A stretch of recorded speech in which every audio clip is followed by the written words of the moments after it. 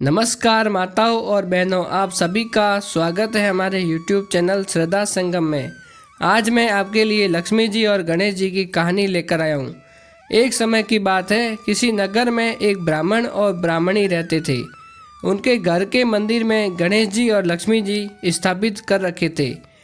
ब्राह्मण रोजाना लक्ष्मी जी और गणेश जी की सेवा पूजा करता था और ब्राह्मणी भोजन बनाती और उन्हें भोग लगाती।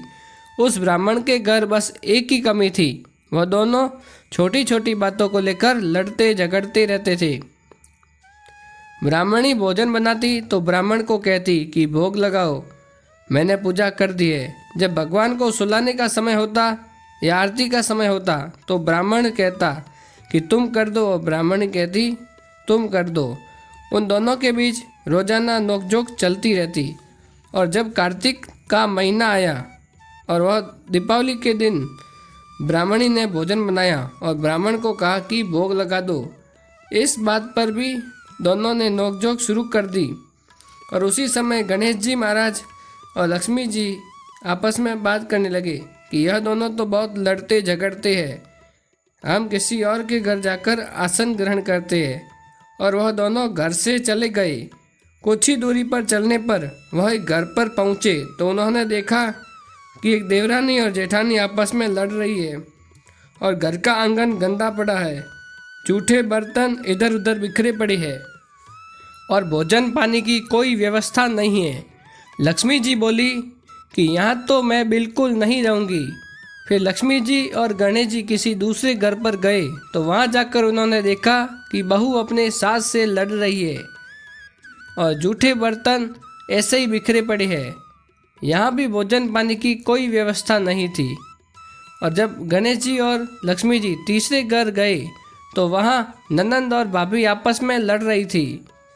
और चौथे घर गए तो वहाँ भाई भाई आपस में लड़ रहे थे। ऐसे ही जिसके भी घर में जाते कुछ न कुछ बुरा उन्हें वहाँ मिलता था। फिर लक्ष्मी जी बोली, गणेश जी घूमते घूमते बहुत समय बीत गया, कहीं भी भोजन पानी नहीं मिला, चलो ब्राह्मण के घर वापस चलते हैं। वह दोनों ब्राह्मण के घर पहुँचे। अंदर से पकवानों की खुशबू आ रही थी।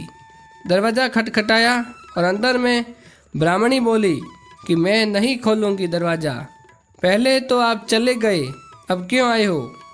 वह बोली, ब्राह्मणी अब नहीं जाएंगे। और यह बड़ी होशियार थी ब्राह्मणी और बोली कि मैं नहीं मानती कि अब दोबारा आप नहीं जाओगे, पहले मुझे वचन दो तभी मैं दरवाज़ा खोलूँगी।